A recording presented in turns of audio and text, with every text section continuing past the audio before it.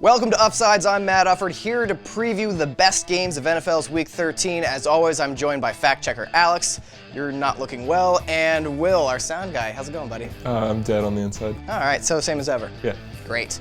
Let's kick things off with Jets at Giants. Even though they play in the same stadium, it's a road game for the Jets. Real tough for you guys. Jets are 6-5 and in play for a wild card spot. The Giants are 5-6 and somehow tied for the division lead in the NFC East. NFC Beast. Yeah, the Giants, both teams are kind of in bad shape. The Jets, it's their secondary, it's banged up. For the Giants, it's their offensive line. Jeff Schwartz, good friend of SB Nation, Jeff Schwartz broke his lower leg. Got well soon, Jeff. Darrelle Revis has got a concussion. If he doesn't play, that's going to give Odell Beckham Jr. free reign to do what he does, which is make amazing catches in Giants losses. Ryan Fitzpatrick, 20 passing touchdowns on the year. That's as many as Drew Brees or Cam Newton. Amongst the group of mediocre quarterbacks, he's elite. He is an elite mediocre quarterback. But he just is always talking about Harvard, and it's like, Ryan, we get it. You went to Harvard. Yeah. Anyway, the Jets here are favored by 1. The Giants are not a team that's good to bet on because they're so wildly unpredictable, depending on whether you get good Eli or bad Eli on a week-to-week basis. The Jets are favored by 1. I'm going Jets. Jets. Another early Sunday game with playoff implications. I own the team. My Seahawks, 6-5, travel to Minnesota to face the NFC North leading Vikings. NFC North leading Vikings, that sounds weird. That's the second time I've said that in this show this year. It's an adjustment. It is. The Vikings are a story of Adrian Peterson's 30-year-old resurgence. He has been on the warpath this year. He's been running like he's chasing a misbehaving child. Oh my God. What? And of course their defense is really good, led by Mike Zimmer, who's of course a very good defensive coach. Quarterback's a little bit of a different story. Teddy Bridgewater, after a late surge at the end of 2014, has not really looked all that great this year. Well, he hasn't needed to be for the most part. He's been serviceable. Only 8 passing touchdowns for the year through 11 games. That's good. That is lowest in the NFL for regular starting quarterbacks. Oh. Yeah. Vikings are 3-1 in games that Teddy Bridgewater has not thrown a touchdown. It's by design. That's the key. That's the secret. On the other side of the field, Russell Wilson under center for the Seahawks. Best 2-game stretch of his career the last 2 weeks. 8 touchdowns, no interceptions. He's now 3rd in the league in yards per attempt, 4th in quarterback rating. Finally, yes, the answer is probably worth that contract in the offseason. Nah. Yeah, Kaepernick was a great deal. Doug Baldwin and Jermaine Kearse playing out of their minds the last couple weeks, going up against a very deep Vikings secondary, Terrence Newman, Captain Munnerlyn. But they're safeties, that's the problem. Harrison Smith and Andrew Sendejo both have knee injuries, and Harrison Smith's awesome, and he might miss this game, so. This game is a pick'em, and, oh man, I know what I'm gonna say. What are you gonna say? I'm gonna say Vikes. Yeah, of course you are, because you gotta hate on the Seahawks. I'm gonna take the Seahawks. I'm gonna be in such a terrible mood come 4:30 p.m. Eastern on Sunday. Yeah, you are. Another game with playoff implications, late afternoon Sunday, AFC West showdown, KC Chiefs at the Oakland Raiders. Oakland was a flavor of the month last month, and then they kind of, whereas the Chiefs have won 5 in a row after losing, they lost, 5 of their first 6 games? Yeah. Have now won 5 in a row, during which time they've forced 14 turnovers and given up none. Plus 14 over 5 games is incredible. Maybe you guys can pick up Alex Smith if you're going to a free agent. Oh, I see what you did there. Yeah, while we're talking about Alex Smith, only 3 interceptions all season long to 12 touchdown passes. And, oh my God, he threw the ball deep. Did you see that? He threw the ball deep. Black holes are forming everywhere. The Chiefs have really gotten a boost from losing Jamal Charles. That guy was really bringing the team down. Charkandrick West has been terrific in his stead. And now Spencer Ware. Spencer Ware. Who are these guys? Where are they coming from? Literally, Spencer Ware. You set me up with that. I can only hit the pitches I'm thrown. Big factor here in this game is going to be whether Justin Houston, the amazing all-pro pass rusher for the Chiefs, plays. He's got a sprained PCL. Is the PCL the one behind, posterior. inside? Posterior, So, yeah. It's in your dick. It's in.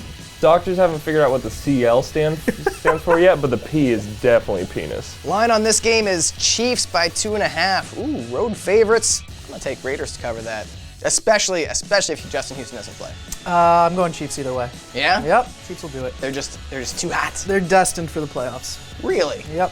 I don't think anybody has ever said the Chiefs are destined for the playoffs before. They're gonna do it. Sunday night football is a tepid affair. The 6-5 Colts, led by 40-year-old Matt Hasselbeck, against the 6-5 Steelers, led by, is Big Ben gonna play? He thinks he's cleared the concussion protocol. Steelers not so sure. To be fair, Steelers, he actually usually looks like that. So that's his baseline is, that guy looks kind of concussed. I'm gonna throw my hat in the ring for Big Ben playing. He always finds a way to get in there, even when he's not scheduled to start. Another thread for this story is Pete Morelli, the referee for last week's Arizona-San Francisco game, Some bitter was feelings here. scheduled to work this Sunday Night Football game, got removed from the crew because they spent 15 minutes trying to figure out what down it was. Morelli and his crew have been reassigned to Eagles versus Patriots, and I'm sure the Patriots fans aren't going to rush to judgment that there's a conspiracy against them. Hasselbeck, the fairy dust is gonna wear off this week. The Steelers aren't great on defense, but I think the difference in this game is gonna be the Steelers offense.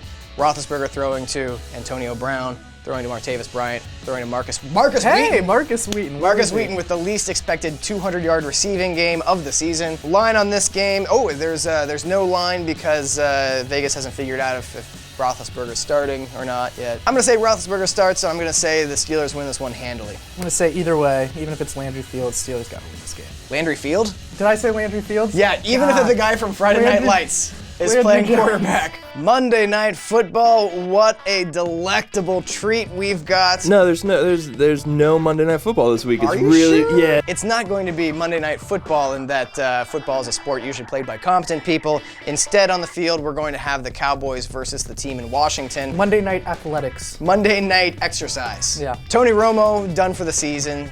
Buddy, I'm so sorry. He came back just long enough to throw multiple interceptions and then got injured again. Yep. Let's talk about the quarterback for the other team, Kirk Cousins. Did you guys see the profile of Kirk Cousins by Robert Klemko in the MMQB? I did not see that. Yeah. I can't read. Here's something I did not realize about Kirk Cousins. At 19 months old, he was playing in the kitchen when he pulled a pot of boiling pasta onto his upper body and got seared off a layer of skin from his neck down to his belly. He spent 2 weeks in the hospital recovering from the burns. Doctors said he would never throw any sort of ball with proficiency, and they were right. Nice burn. Seriously, I'm glad he's okay. That's a horrible accident. As someone with a young child, I try not to let her play around boiling vats of pasta. Yeah, what, did he grow up in like a spaghetti warehouse? He was raised in an Italian restaurant. Hey, Kirk, go check on the boiling pasta. You're 19 months old. It's time for you to do it. Kirk, you had won a job. You're a man now. Ever since then, he's had a noodle arm. On the real though, Kirk Cousins has played much better of late. The trend over the course of the season is that Kirk Cousins has at times looked very good, particularly against pretty crappy defenses, and then against good defenses, he looks pretty crappy. So I think what the net result is, congratulations, Washington. You have a mediocre quarterback. That's good enough to maybe win the NFC East. Oh, Dan Snyder's gonna get so much money from a home playoff game. It's the worst. The last time there was a home game there, not one but two players suffered torn ACLs. They should really board up FedEx and just burn it down. But what can Dan Snyder do with all of his money? You can't just buy grass. You can't just buy new grass. You You can't just buy a field. they construct these stadiums around fields. So like he got the field that he wanted. We've got a really good patch of grass. It might have used to be a burial ground. I made sure of it. Line on the game is 4.5 favoring Washington, and I'll take the Washington team by a touchdown. The fighting Snyders, I think comfortably 2 touchdowns. Washington. Make it 3, guys. Okay. 3 touchdowns. That is all for this week's episode of Uffsides. Enjoy week 13. Thank you for watching and thank you for commenting. We always appreciate it, even when you guys are jerks. Stop it.